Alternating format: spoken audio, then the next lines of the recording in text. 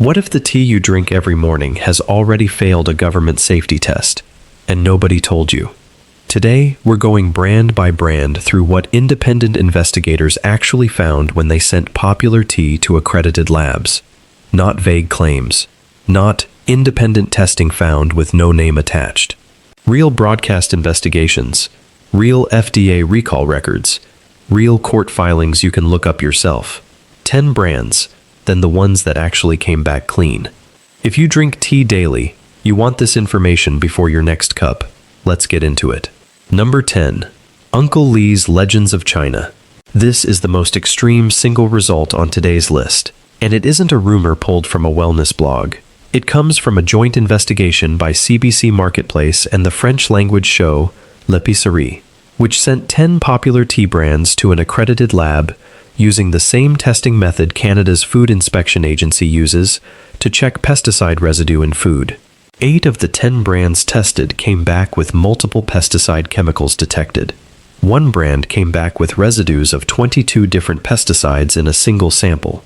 That brand was Uncle Lee's Legends of China. Some of the chemicals identified across the investigation, including endosulfan and monocrotophos, are compounds multiple countries have been phasing out, specifically because of documented risk to farm workers and the surrounding environment. This wasn't one box tested at a home lab. This was a broadcast investigation using accredited government methodology, and it produced the highest single pesticide count of any brand on this list. Before we go further, here's the methodology behind that CBC investigation, because it matters for how much weight to put on it. Marketplace worked with an accredited laboratory and used the exact same residue testing protocol Canada's own Food Inspection Agency uses when it checks imported and domestic food for pesticide compliance. This wasn't a spot check with a home kit. It was broadcast journalism using government-grade lab methodology, and the full list of tested brands and results was published for anyone to verify. That's the bar the rest of this list gets measured against. Number 9. No Name, King Cole, and Signal. Private label black teas. The same CBC investigation tested store brand teas right alongside the household names, and the headline number is the one that should actually worry you. Half of all 10 teas tested, across every price point in the study, came back above Canada's allowable pesticide limits. Store brand tea isn't automatically the safer bet just because it skipped the marketing budget. If anything, private label teas tend to get less outside scrutiny than the brands with a national reputation to protect, because nobody's watching closely enough to ask questions in the first place. The absence of a brand story on the box doesn't tell you anything about what's actually inside it. Number 8. Tetley. Tetley showed up in that same CBC lab testing, one of the household names most people have in the cabinet without a second thought. Tetley is owned by Tata Consumer Products, a major Indian conglomerate with a portfolio spanning tea, coffee, bottled water, and packaged foods across global markets. That's a large, well-resourced parent company. And yet, Tetley doesn't publish an ongoing, independent pesticide testing program that a regular consumer can go check for themselves. What we do have is the CBC lab result, which placed Tetley among the brands returning positive for pesticide residue. A budget brand that people trust, specifically because it never asks for attention, is exactly the kind of brand that benefits most when nobody's checking. Number 7. Twinings. 317 years in business. Royal warrants from the British monarchy going back generations. An original shop on London Strand that's been open continuously since 1706. Longer than the United States has existed as a country. That heritage is completely real, and it's also not the same thing as a modern, published testing guarantee. Twinings is owned by Associated British Foods, a publicly traded multinational whose portfolio includes Ovaltine, the Primark clothing chain, and large-scale commodity sugar operations spanning several continents. Twinings was one of the household brands included in that CBC-accredited lab testing, and it came back positive for pesticide residue, in the same batch of results as Tetley and Lipton. 3 centuries of heritage doesn't come packaged with a residue testing program you can look up yourself. The tradition is real, It just isn't a substitute for the data. Number 6. Lipton. The most recognized tea name in North America, sitting in more kitchen cabinets than almost anything else on this list. Poured over ice on porches every summer for generations. Lipton is owned by Unilever, the consumer goods giant that also owns Dove, Ben & Jerry's, and dozens of other household names. In the CBC investigation, Lipton was among the brands that tested positive for pesticide residue. Here's the detail that matters more than the test result itself.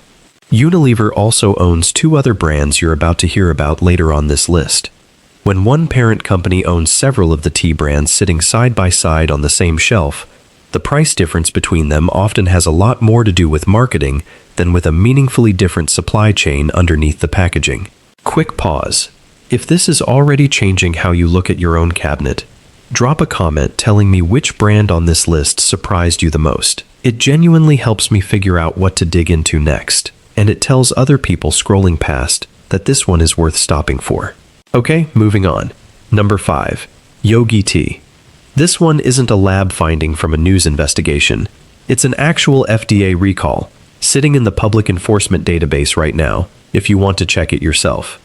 In March of 2024, Yogi's parent company, East West Tea Company, voluntarily recalled its organic echinacea immune support tea after pesticide residues were detected above the FDA's action levels, which is the specific threshold regulators use to determine a product is no longer acceptable to sell. The recall covered close to 55,000 boxes, roughly 877,000 individual tea bags, distributed nationwide. The FDA classified it as a Class 3 recall, meaning regulators judged it unlikely to cause adverse health effects, and no illnesses were ever reported tied to it. To Yogi's credit, the company has said it doesn't apply pesticides itself, and that the residue likely drifted in from a neighboring conventional farm. That's a real and well-documented risk in organic farming generally, not a made-up excuse. But here's the part worth sitting with. Neither the FDA nor the company issued a public press release about this. The recall only became visible because it showed up buried in the FDA's enforcement report. If you weren't the kind of person checking that database, you never found out your immune support tea had been quietly pulled from shelves. It's also worth understanding what an action level actually is, because the phrase gets thrown around a lot without explanation. It's not the point at which a pesticide becomes dangerous. It's a specific, published enforcement threshold the FDA sets for a given chemical and commodity, and crossing it triggers regulatory action regardless of whether harm has been documented in that specific batch. Yogi crossed that administrative line. Whether that translates to meaningful health risk from the amount of tea an average person drinks is a separate question the recall itself doesn't answer. Number 4. Celestial Seasonings, the Sleepy Time Bear. Chamomile fields printed across the box, a brand built since 1969 on the idea that it's the wholesome, natural alternative to processed food. In 2013, an investment research firm called Glaucus Research published a report citing lab testing from a company called Eurofins, alleging that 10 out of 11 Celestial Seasonings teas tested contained pesticide residue above EPA thresholds, including a compound called propichlor detected in a children's product. That report became the basis for a class action lawsuit against Hain Celestial, the parent company, arguing the 100% natural label on the box was misleading given what was allegedly inside it. A federal judge allowed that lawsuit to move forward, passed a motion to dismiss in 2014. Here's the part that matters for fairness, and it's the part most versions of this story leave out. Hain Celestial disputed the findings, sent the same teas named in the report to an independent lab of its own, the National Food Lab, and said that lab detected no pesticides at all. A federal court later denied class certification for monetary damages in 2015. So what you actually have here is a disputed lab result from over a decade ago, a lawsuit that survived early dismissal, and a company that pushed back with its own third-party testing. That's not the same thing as a confirmed, ongoing contamination. It's a real, documented disagreement between two labs. Still worth knowing about before you hand a box of Sleepy Time to a kid with an upset stomach, but worth knowing accurately. Number 3. Tazo. Tazo built its entire identity around being the elevated, curated tea option, the one that felt like a more thoughtful choice than the yellow box sitting right next to it on the shelf. Here's the fact that changes the picture. Tazo was founded independently in Portland in 1994, sold to Starbucks in 1999, and then in 2017, Starbucks sold it to Unilever for $384 million. Unilever, again, is the same company that owns Lipton. So the premium alternative sitting a few inches away from Lipton in the tea aisle is now owned by the exact same conglomerate as the brand it was supposedly the upgrade from. To Tazo's credit, when consumer advocates asked directly, Starbucks confirmed back in 2014 that Tazo's tea bags do not use epichlorohydrin, the wet-strength chemical used in some paper tea bags to keep them from falling apart in hot water. So the ownership overlap with Lipton is real, and it's genuinely worth knowing if part of why you buy Tazo is the feeling that it's a meaningfully different, more premium product. On the specific bag chemistry question though, at least based on the company's own public statement, that particular concern doesn't land on this brand. Number 2. Stash Tea. Founded in Portland in 1972 as a natural foods alternative to the commodity tea brands of that era, since 1993, Stash has been a wholly owned subsidiary of Yamamoto-Yama, a Japanese tea corporation, a fact that isn't prominently featured anywhere in Stash's American marketing, even though the original Portland founding story still is, right there on the box. To be fair to Stash here too, the company has publicly stated, and independent reporting has confirmed, that its tea bag filter paper is not coated with epichlorohydrin and doesn't contain any of the compound at all. So the ownership change is real, and it's worth knowing about if the independent founding story is part of what makes you reach for this brand over another. But on the bag chemistry question specifically, Stash's own testing and public statements say that isn't an issue here. Number 1.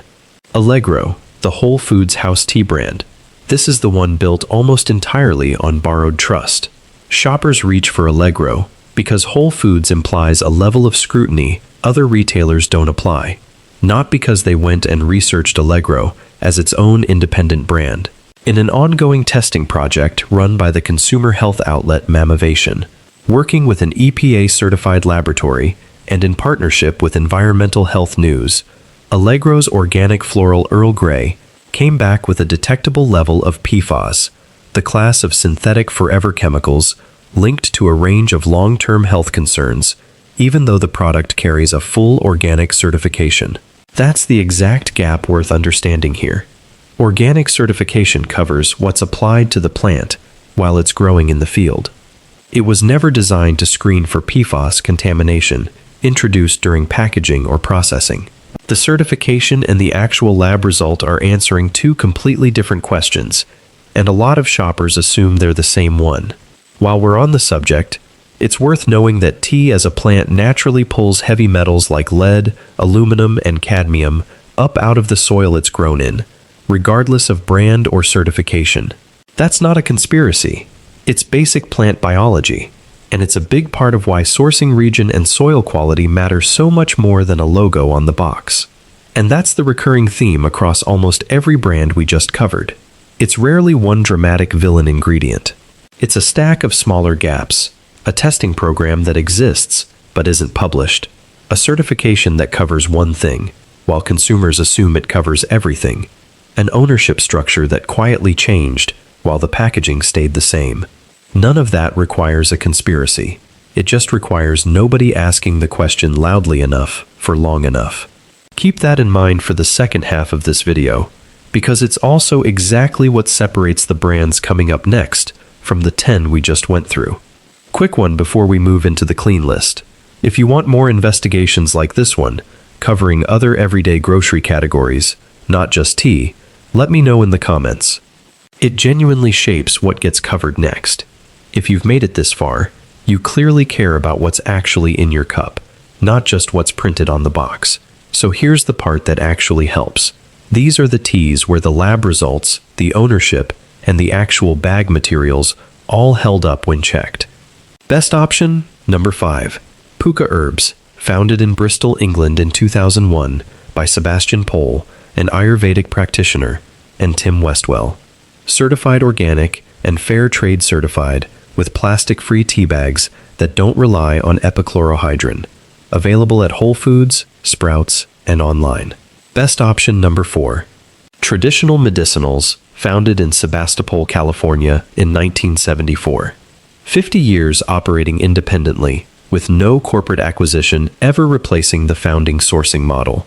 The company has publicly confirmed its tea bags are made from unbleached abaca fiber, not treated with epichlorohydrin. Available at Target, Whole Foods, and Kroger nationally.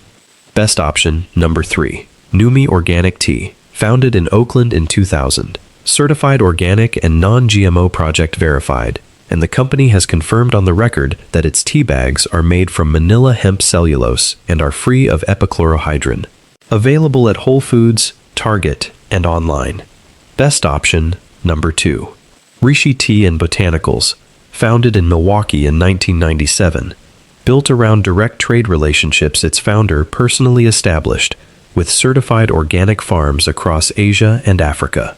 Its tea bags use a corn and potato starch-based material rather than the wet-strength chemical, raising concerns elsewhere on this list.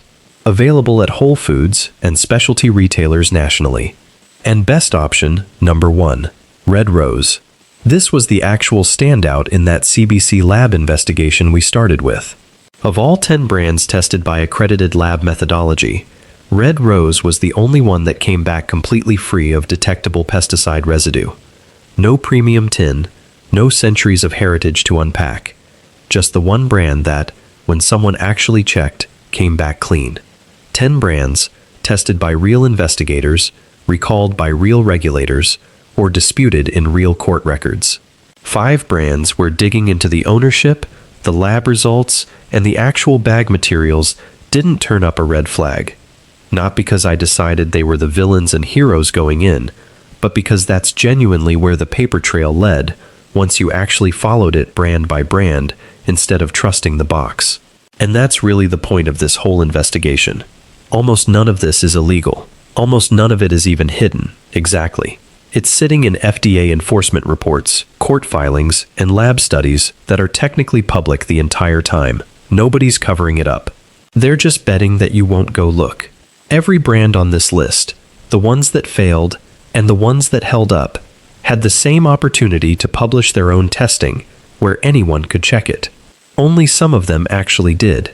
Before your next cup, go check the brand sitting in your own cabinet right now. You might already know exactly which category it falls into. If this helped you see your own tea cabinet differently, hit like and subscribe so the next investigation finds you. And tell me in the comments which brand you're checking the second this video ends.